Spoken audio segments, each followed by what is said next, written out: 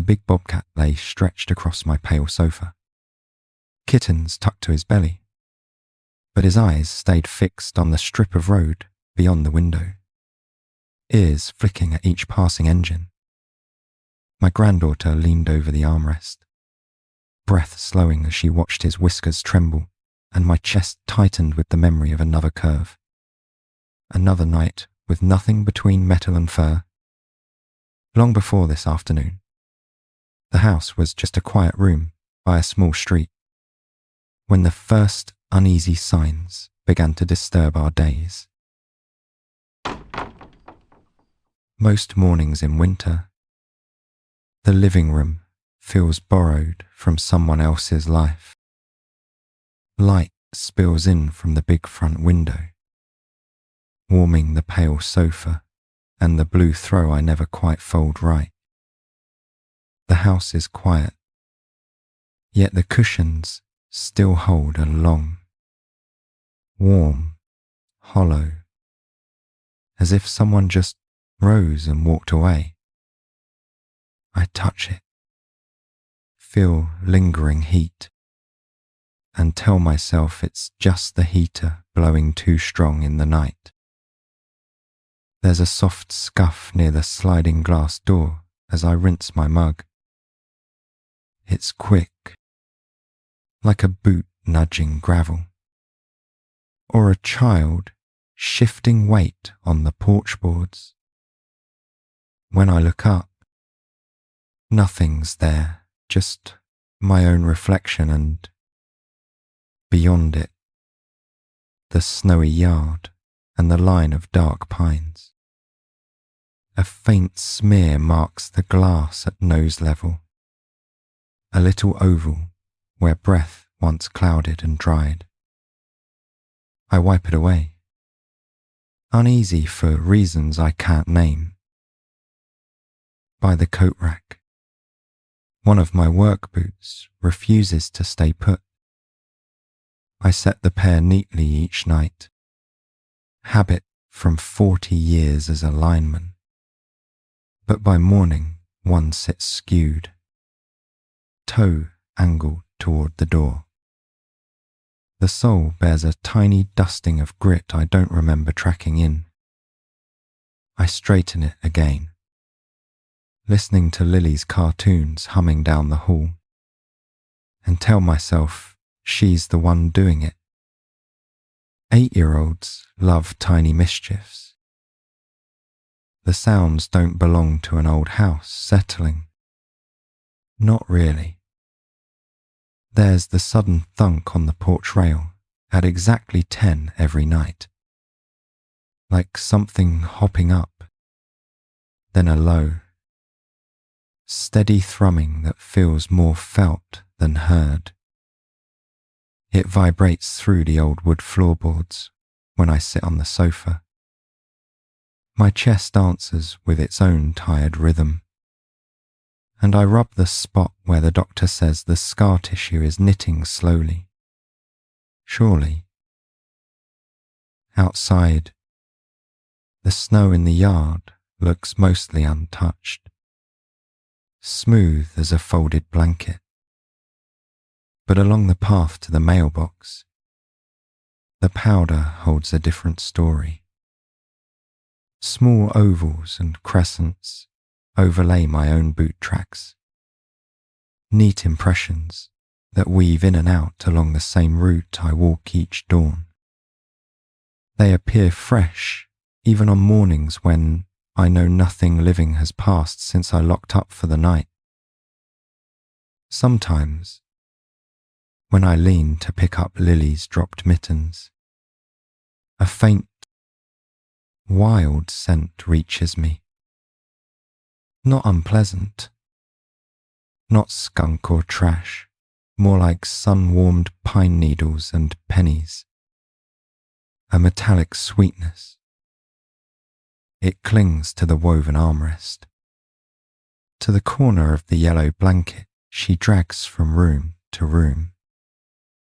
I bury my nose there once, surprised at myself, and feel a shiver of recognition I can't place.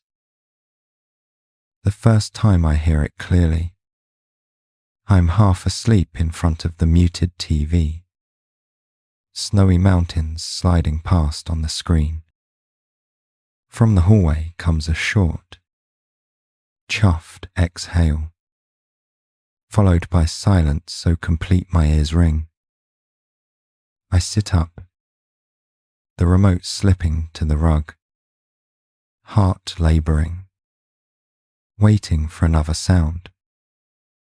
The house only answers with the fridge motor and the whisper of the furnace. Still, some part of the room feels occupied even when I'm alone. The blue throw gathers in a certain curve. The patterned pillow tilts, dented as if by a careful weight. The air near the sofa holds warmth long after the fire dies. As afternoon light turns golden, I catch myself glancing at the doorway, feeling watched but not threatened by something I can't yet name. Something that seems to be on quiet, constant watch over us. The next hints arrive with the thaw. By late March, the snow pulls back from the porch, leaving damp boards and a border of mud. Every morning before Lily wakes, I slide open the glass door to let in sharp mountain air. And every morning, like clockwork, I discover a faint cluster of prints pressed right against the glass. Pads and little rounded toes, bigger than any house pet I've seen on our street. One afternoon, as sun slants low and turns the room the colour of honey, Lily kneels on the sofa, staring toward the yard. "Grandpa, he's back," she whispers. There, beyond the reflection of our lamps, a broad, mottled shape moves along the fence line, short tail flicking, shoulders rolling under spotted fur. It pauses to touch its nose to the corner post I reinforced last year. I blink, and it's gone, swallowed by the shadow of the pines. "That's just a stray," I say, more to myself than to her. The word feels too small for what I glimpsed, but it's easier than saying what I suspect. In a town like ours, words travel fast, and not everyone likes wildlife sharing cul-de-sacs with children. Still, as I pull Lily gently off the back of the sofa, I can't shake the memory of that compact power, that watchful stillness that didn't match any ordinary porch visitor. The pattern grows so regular, it might as well be inked into the day. Around dawn, the motion sensor above the garage flicks on, then off. At mid-morning, the mail carrier no longer me. Someone younger now pauses at the box. An hour later, the same broad shape circles the little blue truck, sniffing each tyre before slipping under the hedge. It happens often enough that neighbours start mentioning that big thing with half-joking unease. One Saturday, I catch a clearer look. I'm stacking kindling by the side door when I feel eyes on me. Turning, I see him at the corner of the house, maybe 20 feet away, ears tufted like paintbrushes, coat thick and patterned, muscles coiled under winter fur. His gaze slides from my face to the door behind me, then to the front window where Lily's silhouette wavers against the bright TV flicker. Then he pads away, leaving only shallow marks in thawing ground. In town, talk at the diner shifts. Mrs. Keen from the post office says her husband saw a wild cat the size of a lab cross Maple Street at dusk. Someone else jokes about putting out a saucer of milk big as a bird bath.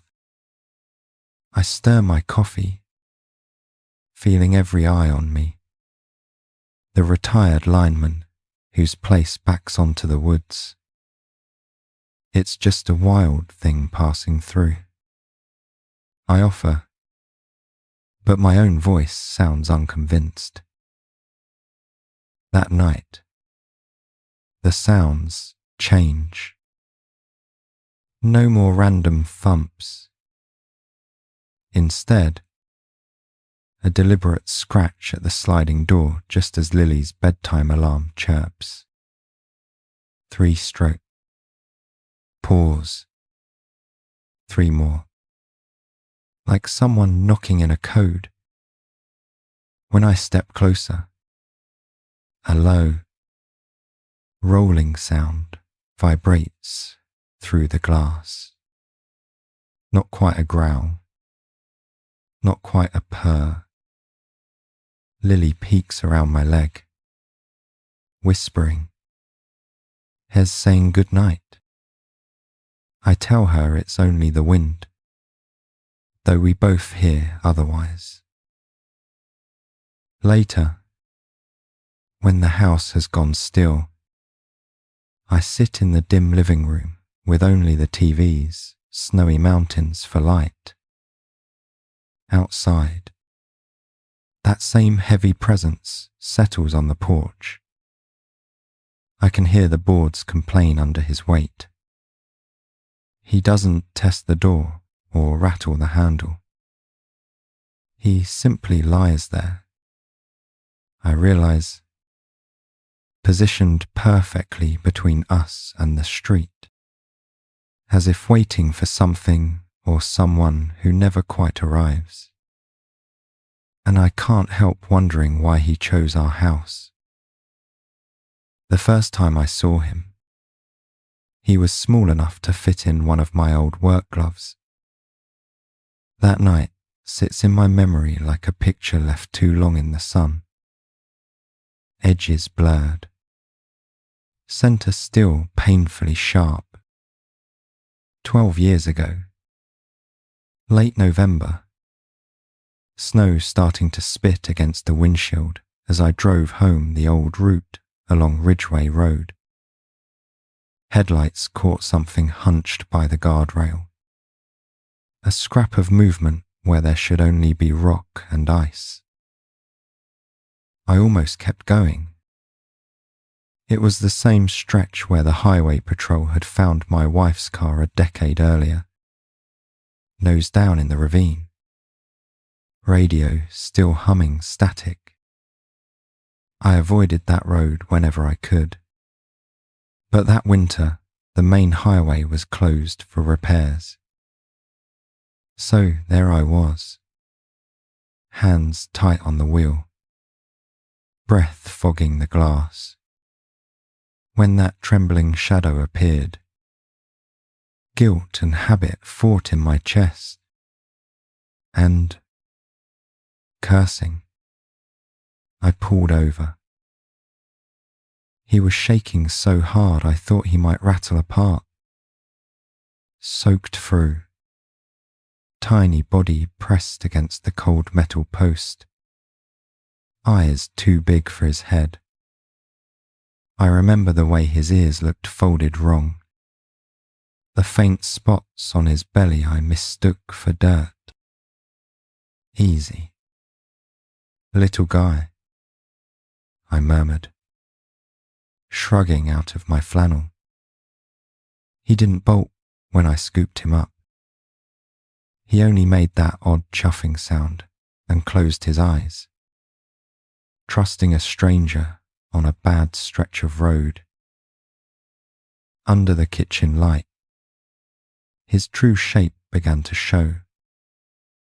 Paws too big, legs thick, tail too short and stubby to belong to any neighbourhood stray.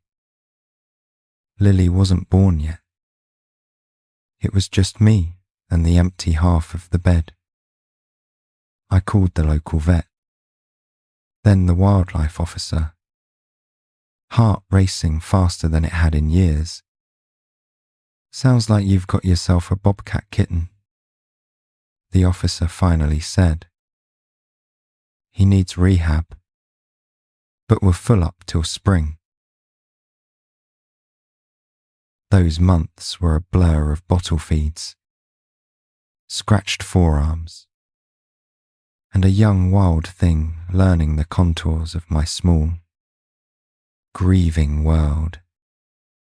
I kept my distance as best I could, gloves always on, voice always low. Still, head presses forehead against my forearm when storms rattled the windows, vibrating with that deep, rumbling sound that seemed to massage a person's lungs from inside. I named him Ranger, half as a joke, half as a wish. The plan, everyone agreed, was release. Once he was strong enough, the rehab centre 2 counties over would finish what it'd started. I built him a roomy pen behind the barn, reinforced with wire and old climbing rope from my line days. He grew into it fast, those 2 big paws finally fitting the rest of his body, spots darkening, eyes sharpening with questions I couldn't answer. I told myself not to get attached. I failed from the start. When spring came, the truck from the centre rolled up our drive. The officer, a kind woman named May, checked his weight, his reflexes, the way he slammed his body playfully against the chain link. "Hez done well here," she said, giving me a searching look. I shrugged, feeling that familiar tightness behind my ribs. Just did what I could. As they drove off with him, his eyes stayed locked on mine until the bend hid him from view. The house went too quiet after that. No heavy thumps from the pen. No early morning chuffs greeting the dawn. I went back to my route, climbed poles, fixed lines, came home to an empty sofa that never formed a hollow. Years blurred.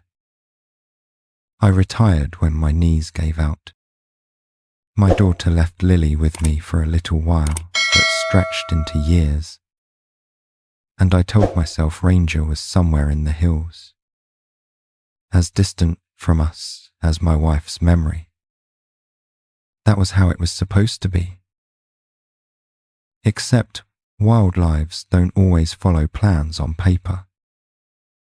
3 years after his release, tracks began appearing along our fence line. Bigger, heavier, pacing the same back and forth route each dawn.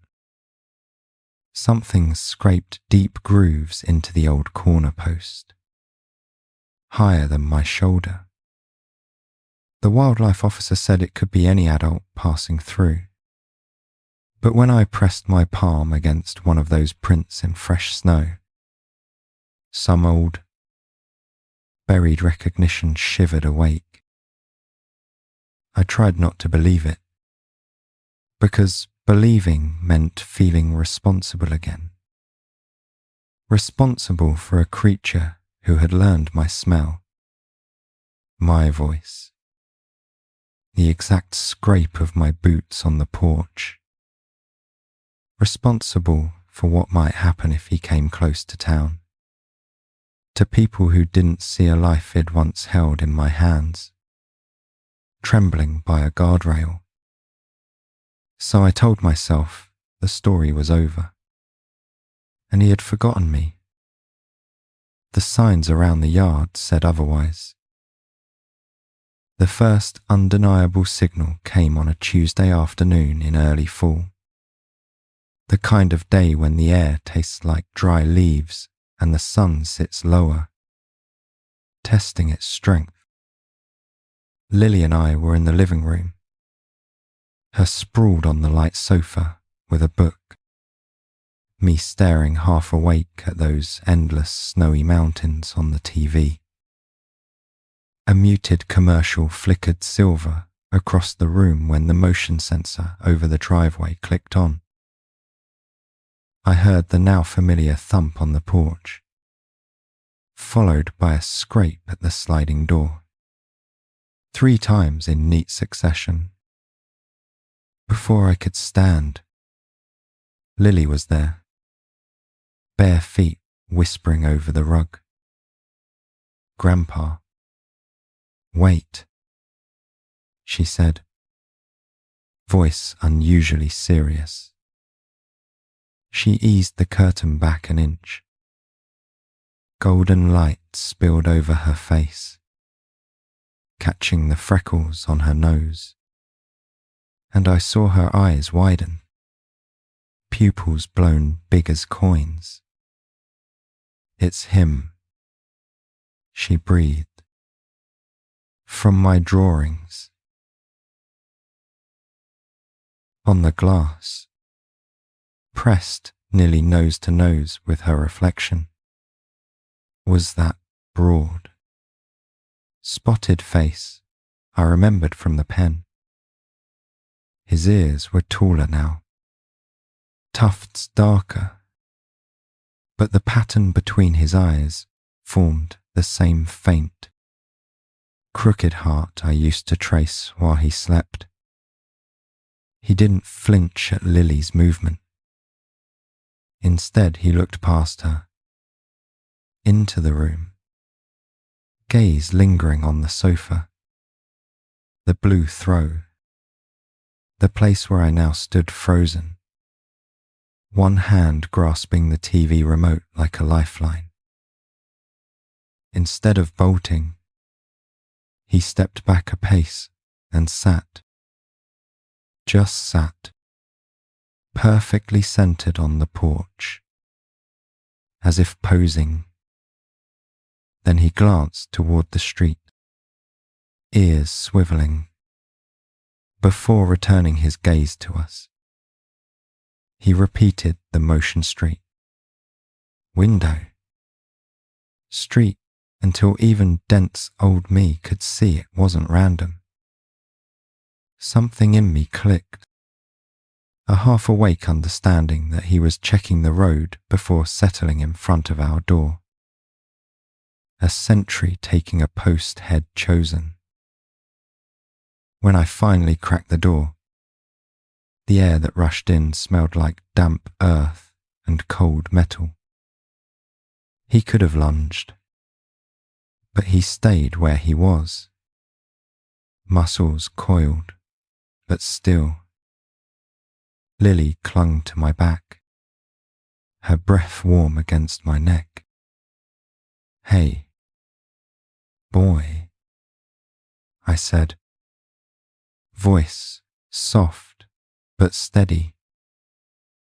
"Ranger, is that really you?"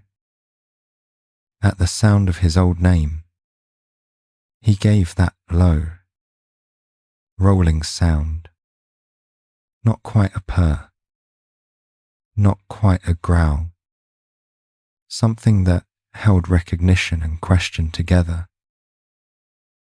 From that day on, his patterns grew sharper, Every morning he traced the same route.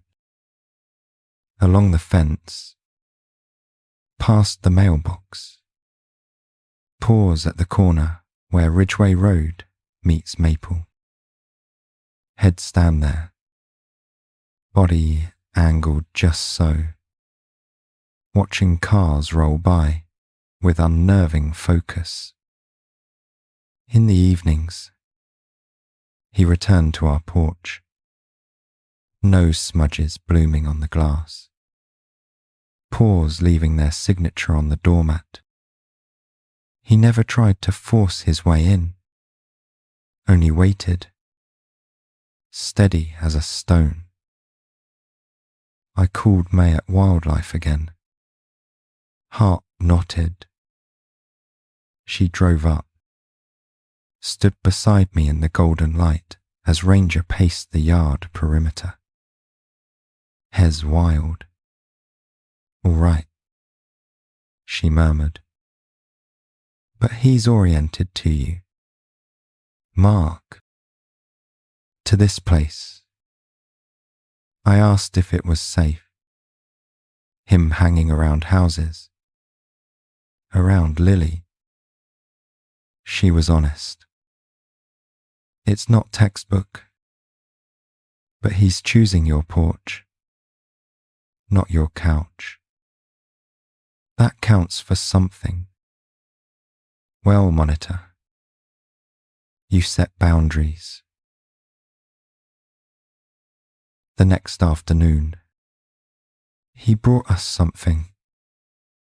Not prey, thankfully, but a weathered strip of reflective tape torn from an old guardrail marker. He dropped it on the porch mat, poured it twice, then looked from me to the street, where the late-day sun was flashing off cars. My stomach dropped. That same tape had lined the curve where Id found him as a scrap by the road.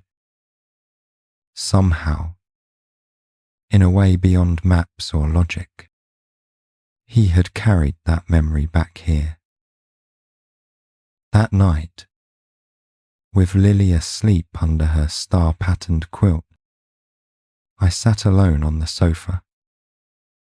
The TV rolled more mountain scenes, white peaks glowing under a half moon. Through the glass, Ranger's outline stretched across the porch, his side pressed against the door, breath fogging a soft patch on the lower pane.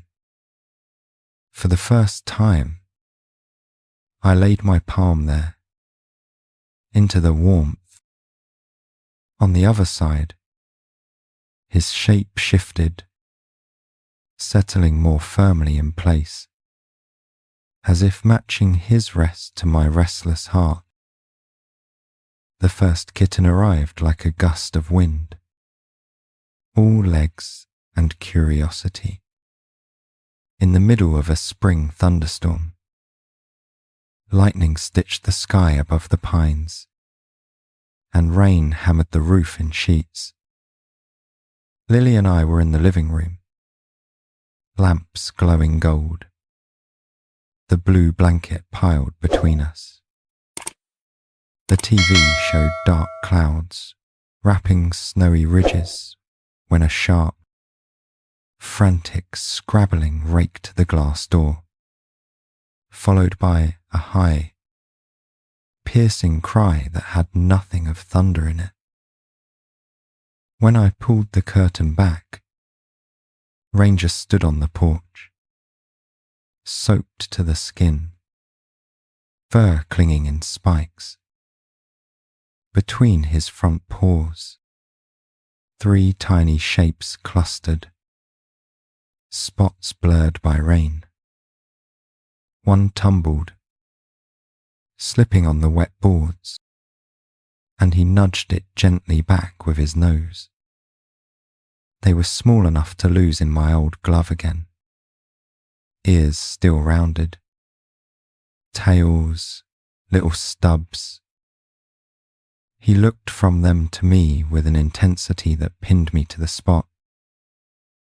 Opening the door meant crossing a line he'd held for years. He could look in. We could look out. That was the agreement. But when one of the little ones shivered so hard it stumbled, Lily gasped, clutching my sleeve.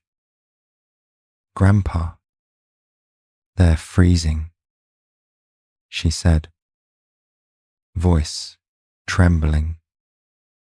Thunder growled overhead. Ranger didn't move toward us.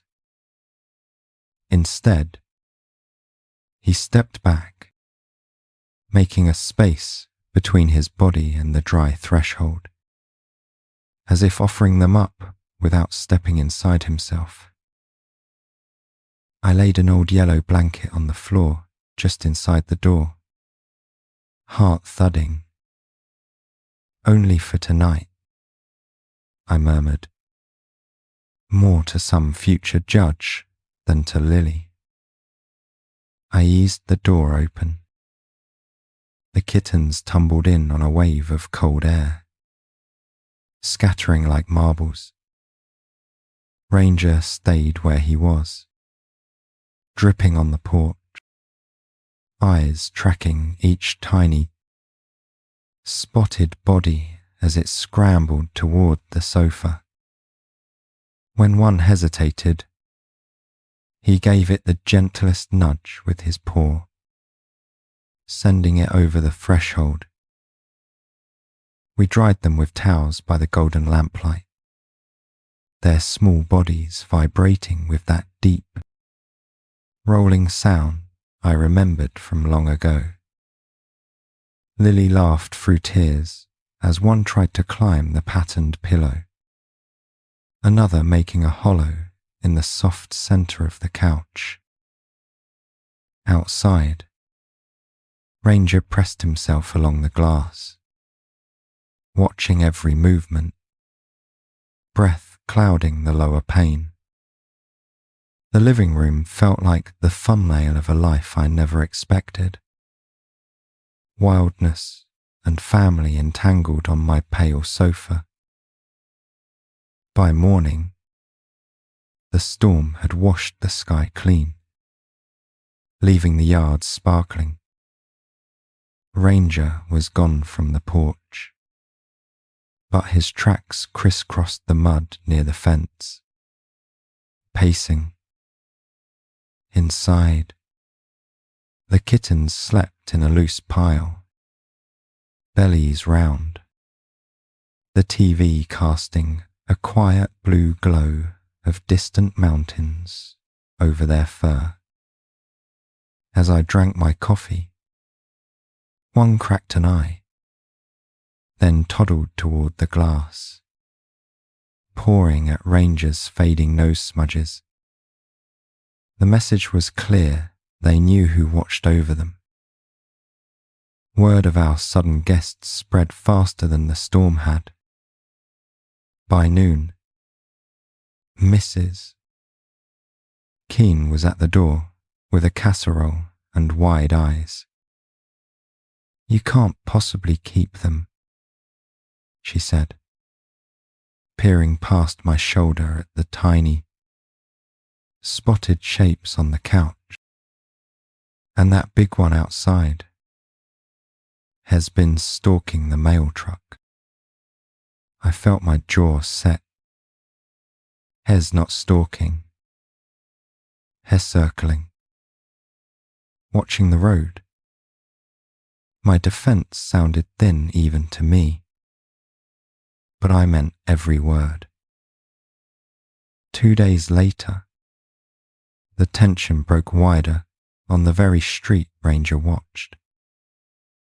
He'd taken Lily and the kittens to the front yard for a bit of sun, them contained in an old playpen on the grass.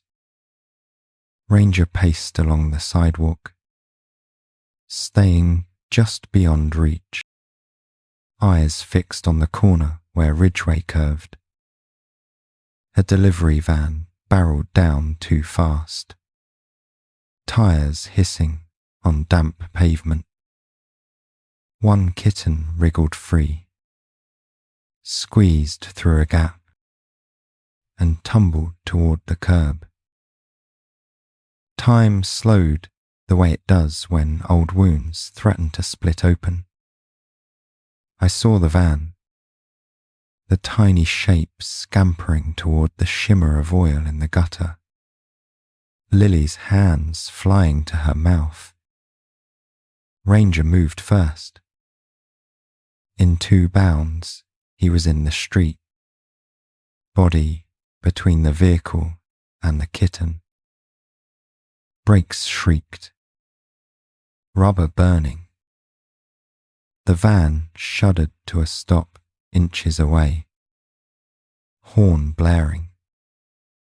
The driver flung his door open, face flushed with shock and anger, boot swinging out. "You stupid animal," he yelled, drawing back his foot toward Ranger's shoulder. I was already running, heart pounding loud enough to drown the horn. Somewhere behind me, Lily sobbed, the remaining kittens wailing thinly from the playpen. Ranger didn't retreat. He lowered himself over the trembling scrap at his paws, ears flat, eyes locked on the man. The air in our quiet street tightened, stretched thin between human impatience and wild, steadfast protection. I reached them just as the driver's boot began its arc. Without thinking, I stepped between him and Ranger, one hand raised, the other braced against the van's hot hood. "That's enough," I said, voice low but sharp, the way I used to talk to men frozen on a high wire.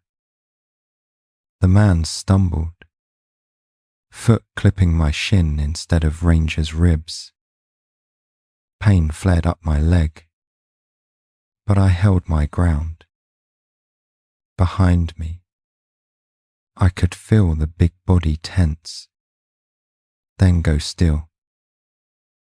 "Get out of the way, old man," the driver snapped, eyes flicking to the kitten now peeking from beneath Ranger's chest. "These things don't belong in town. One day it'll be a kid, not a truck." His words hit old bruises in my memory, the guardrail, the radio static, the empty passenger seat. I swallowed hard. "That thing kept your bumper from rolling over him," I said, nodding at the tiny, spotted shape. "And he's kept watch on this corner longer than you've delivered here." Neighbours were spilling onto porches now, phones in hand, casserole smells and lawnmower sounds spilling into the charged air. Mrs. Keene hovered near her mailbox, torn between fear and indignation. From the edge of the crowd, May from Wildlife appeared, having been called by someone quicker on a phone than my old fingers. She took in the scene, the van at an angle, my limp, Ranger's broad back rising and falling beneath the kitten with one long, assessing look. "Everyone breathe," she said firmly, stepping between us. The driver waved a hand toward Ranger. "That thing blocked my truck. I could have killed it. Or wrecked. He needs to be taken out of here." the word out hung heavy, full of unspoken endings. May's gaze slid to me. Has he ever approached anyone aggressively? She asked. I shook my head, feeling Lily press against my side now, cheeks wet, arms full of shivering kittens. Only when the road misbehaves, I said. Ranger's eyes never left the curve of Ridgeway. Even with all the shouting, the pointed fingers, he stayed locked on the place where metal and carelessness had nearly met flesh again. The kitten beneath him peeked around his leg, tiny nose twitching. The memory rose unbidden. A scrap by a guardrail, reflective tape flashing. A young wildlife pressed against death and noise.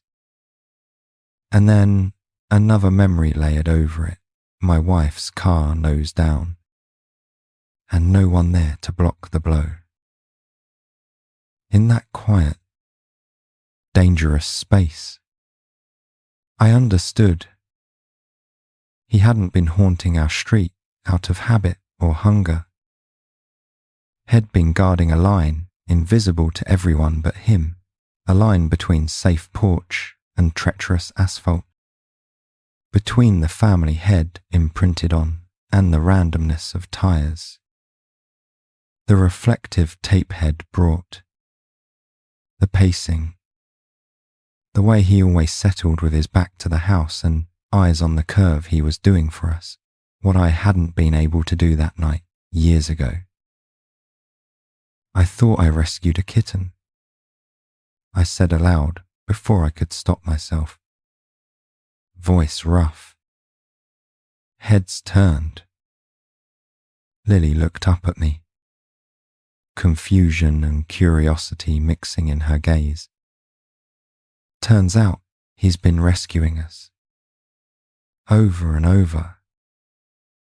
I gestured to Ranger, to the kittens, to the faint line of his prints etched along the curb. He remembers that road better than any of us. And he's teaching his babies where the danger lies. The words settled over the crowd like dust. May exhaled, decision forming behind her eyes. We can post signs, she said. Drop the speed limit on this bend. Add a flashing caution about wildlife crossing. He'll talk to the town, but he stays for now. Under one condition. She looked at me squarely. You keep them, him and the little ones, anchored to your place. No free feeding the whole neighborhood. No encouraging folks to crowd him. You take responsibility for the space he's claimed. Back in the golden-lit living room an hour later, my leg wrapped in ice and Lily leaning warmly against my side. Ranger stretched himself along the pale sofa for the first time. Head stepped in hesitantly, following the kitten's wobbly path, pausing to sniff the blue throw and the patterned pillow. Now he lay there, 40 pounds of spotted muscle and healed scars, one paw reaching forward as if to touch the lens of an invisible camera. The kittens settled in a row by his belly, blinking at the TV's snowy mountains. Light from the hanging lamps and the west window poured over them, turning their fur into a field of gold and amber. Dust motes drifted like slow snow. Lily, in her patterned sweater, leaned over the armrest, grinning so widely it seemed to split her face, one hand hovering above Ranger's shoulder in a careful, reverent non-pat.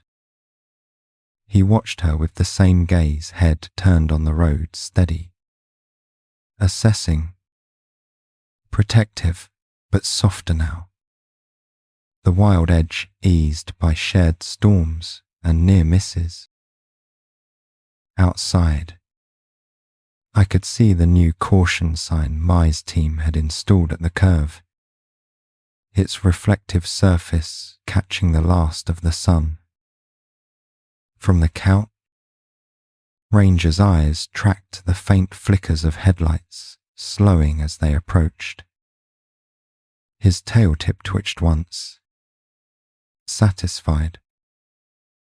As the kittens dozed and the TV rolled on through endless white peaks, the house finally felt aligned, our scars and his, our losses and his patrols, all laid gently together on one wide, soft couch. In the months that followed, a new rhythm took hold, as steady as the tick of the old clock on the mantel. Mornings began with coffee and a head count.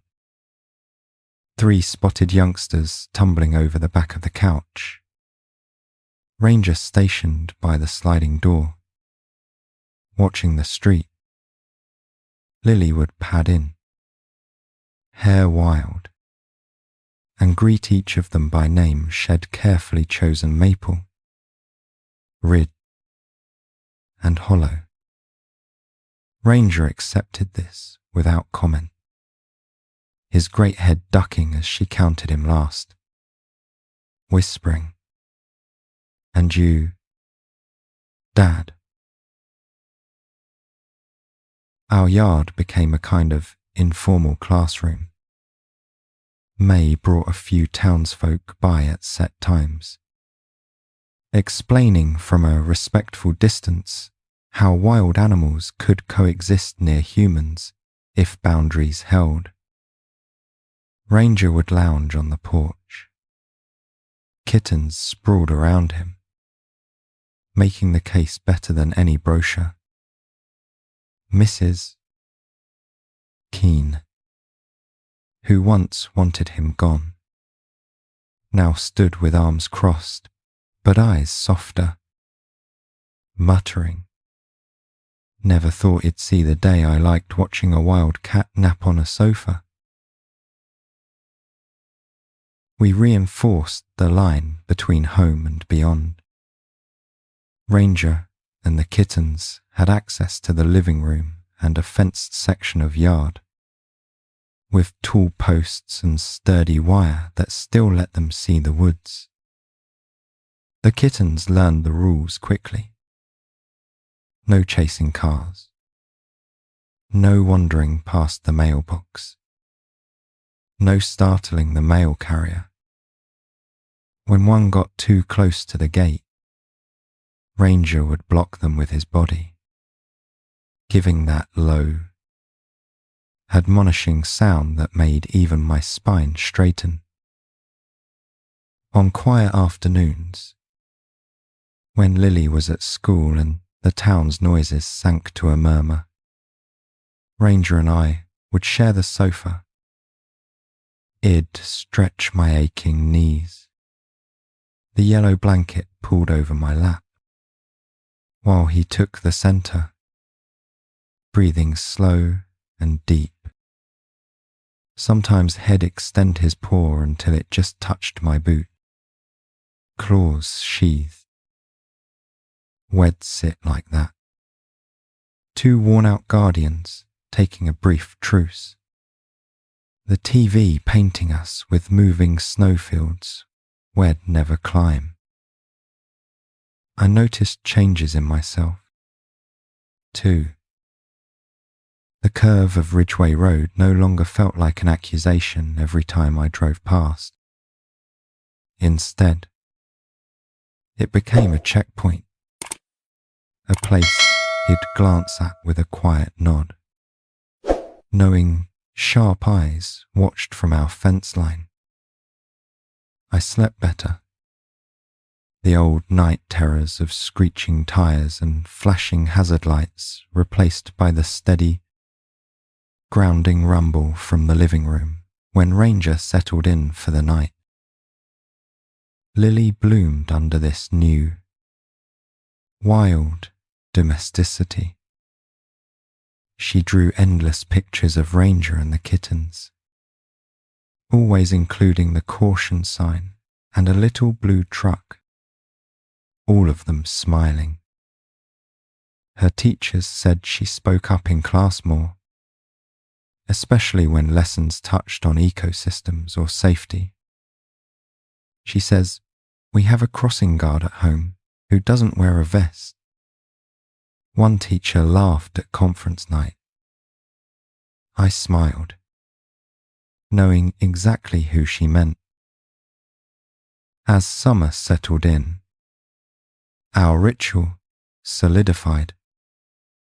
Evenings found the whole family, 2 humans.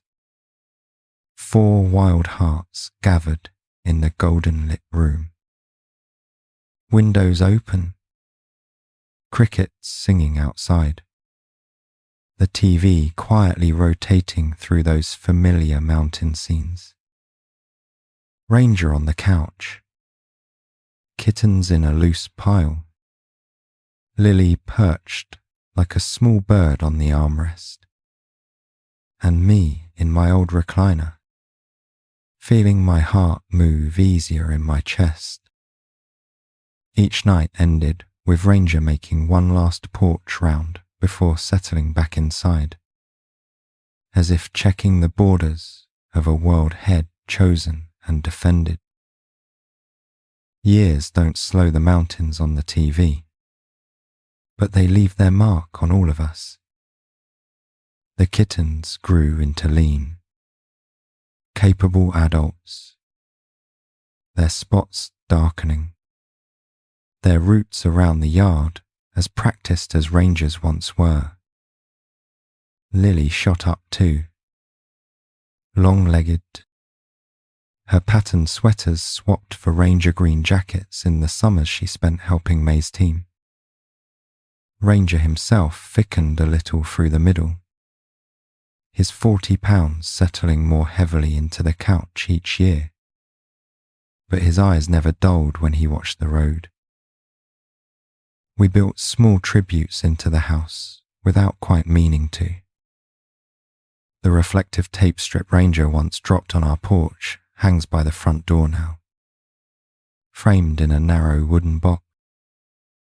The corner of the blue throw he favoured is worn thin where claws rested night after night. The sofa carries a permanent hollow in the centre, a dip that no amount of cushion fluffing can erase. Guests remark on it. We just smile and gesture to the patterned pillow bearing a few preserved claw marks. On quiet afternoons, when Lily's away at college and the house echoes more, I find myself telling the story to whoever will listen. The mail carrier, new neighbours, the grandkids of old friends, they all get some version of it. How I once thought I was simply rescuing a shivering scrap by a guardrail. How that scrap grew into a guardian who taught us to mark danger clearly and to sit together in the safe spaces we carve out of a risky world. Each retelling smooths another sharp edge in my memory. Ranger lies beside me as I talk, breath slow, fur silvering around his muzzle. He no longer patrols the fence line as tirelessly as he once did. The younger ones have taken over that duty, their silhouettes moving like quiet sentries along the property's edge. Still, each evening he insists on one last look through the glass at Ridgway's curve, as if checking that the sign still stands, that the world beyond our porch remembers the lines we drew. Tonight, the living room glows as it did the first day he claimed the couch. Golden light from the lamps softens the worn fabric. The blue throw, the framed tape, the faces in the photos along the wall, my wife, Lily as a girl, May grinning with a clipboard. The TV hums softly, showing fresh snow laid over the same old mountains. I rest my hand on Ranger's side, feeling the steady rise and fall. Outside, tires hiss along the wet road, but they slow, always, at the sign. He turns his head once, meeting my gaze, then looks past me to where Lily's latest drawing hangs on the fridge. A big, spotted body stretched across a familiar sofa, 3 smaller shapes tucked near its belly, and a figure in a patterned sweater leaning close, smiling. We're all in this one, Shed said when she taped it up. My chest tightens, but not with grief, with a gratitude so deep it feels like bedrock. I never expected, in the quiet years after loss, to share my home with a wild guardian and his babies. Yet here we are, a strange little constellation settled around a pale sofa in a small-town living room, lit by golden lamps and distant, snowy peaks on a screen. As the day softens into evening and Ranger's rumble vibrates through the cushions, one truth settles clear and warm. Neither of us is alone on this stretch of road anymore, and that, finally, feels like home. If this story touched your heart, drop a simple 1 in the comments to let us know you were here. Your support keeps these gentle stories alive. Don't forget to subscribe and stay with us, because the next story might just be the one that finds you when you least expect it.